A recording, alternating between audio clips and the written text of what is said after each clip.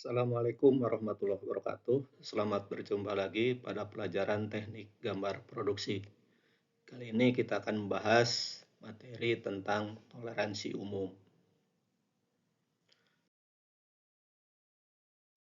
Adapun tujuan pembelajaran mempelajari materi ini adalah yang pertama, peserta didik dapat menjelaskan definisi toleransi umum.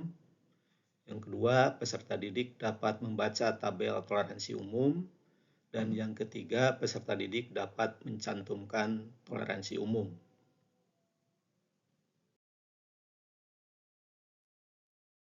Definisi toleransi umum adalah toleransi yang mengikat atau mewakili beberapa ukuran dasar dan dituliskan pada catatan umum atau tabel. Biasanya tabel ini ditulis di atas etiket sebelah kanan. Sedangkan toleransi khusus itu hanya mewakili ukuran dasar atau ukuran nominal, dengan toleransi tersebut dicantumkan langsung pada ukuran gambar. Nah, berdasarkan tabel toleransi umum itu ada 3 kualitas atau 3 tingkatan. Yang pertama adalah teliti atau halus, yang kedua sedang, dan yang ketiga kasar. Nah, besarnya toleransi dari teliti, sedang, dan kasar itu ditentukan oleh besarnya ukuran nominal. Misalnya, ukuran nominal di atas 3 sampai dengan 6, itu toleransi umumnya kalau halus adalah plus minus 0,05, kalau sedang plus minus 0,1, dan kalau kasar adalah plus minus 0,2. Nah, tabel toleransi umum ini ukuran nominal itu sampai dengan 2000. Nah, kalau ada ukuran gambar lebih dari 2000, maka toleransinya itu termasuk ke dalam toleransi khusus, sehingga harus dicantumkan langsung pada ukuran gambar.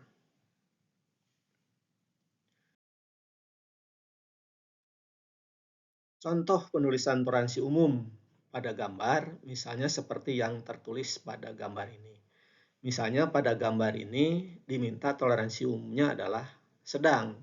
Nah, maka sedangnya itu ini harus ditulis di atas gambar di bawah nomor bagian. Jadi di atas gambar penulisannya. Kemudian besarnya toleransi atau nilai toleransi itu tadi harus dicantumkan pada tabel. Nah, tabel ini ditulis di atas etiket sebelah kanan. Nah, bagaimana untuk mengisi tabel ini? Nah, tidak semua ukuran nominal dan toleransi dituliskan di sini. Tetapi untuk mengisi tabel ini adalah kita harus memperhatikan ukuran yang ada pada gambar ini. Caranya yang pertama adalah lihat berapa ukuran yang terpendek di sini. Kemudian yang kedua, lihat berapa ukuran yang terpanjang. Nah, karena ukuran yang terpendek dan terpanjang ini itu akan menentukan jumlah kolom yang ada pada tabel ini. Misalnya pada gambar ini ukuran terpendek adalah di sini diameter 4. Dan harus diingat ukuran terpendek ini di luar daripada ukuran sudut atau chamfer. Jadi hanya ukuran untuk panjang maupun diameter maupun lebar maupun tinggi. Jadi ukuran sudut atau diameter ini tidak termasuk ke dalam toleransi umum ini.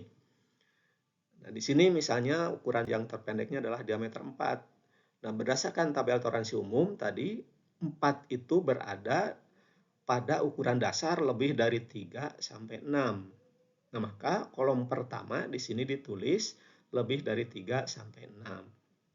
Kemudian ukuran yang terpanjang adalah 95.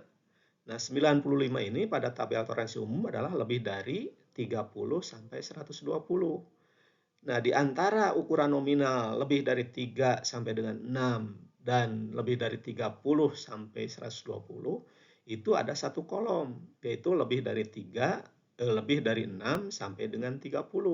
Sehingga jumlah kolom yang dibutuhkan untuk gambar ini itu ada 3 kolom. Yang pertama adalah lebih dari 3 sampai 6, kolom kedua lebih dari 6 sampai dengan 30, dan kolom ketiga lebih dari 30 sampai 120.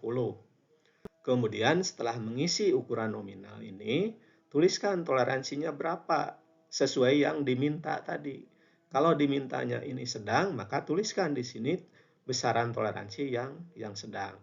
Jadi misalnya untuk ukuran lebih dari 3 sampai 6 itu plus minus 0,1, lebih dari 6 sampai 30 plus minus 0,2, dan lebih dari 30 sampai 120 itu adalah plus minus 0,3. Kemudian untuk tabel itu silahkan dipilih. Di sini ada dua jenis atau dua cara. Yang pertama tabelnya adalah seperti ini.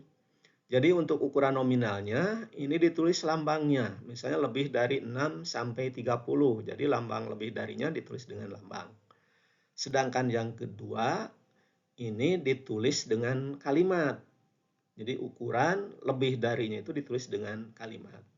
Ini boleh dipilih apakah yang pertama ataupun yang kedua.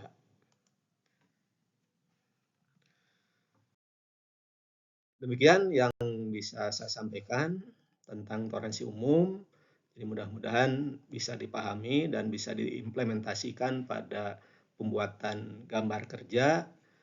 Dan sekian, sampai jumpa di lain kesempatan. Terima kasih. Assalamualaikum warahmatullahi wabarakatuh.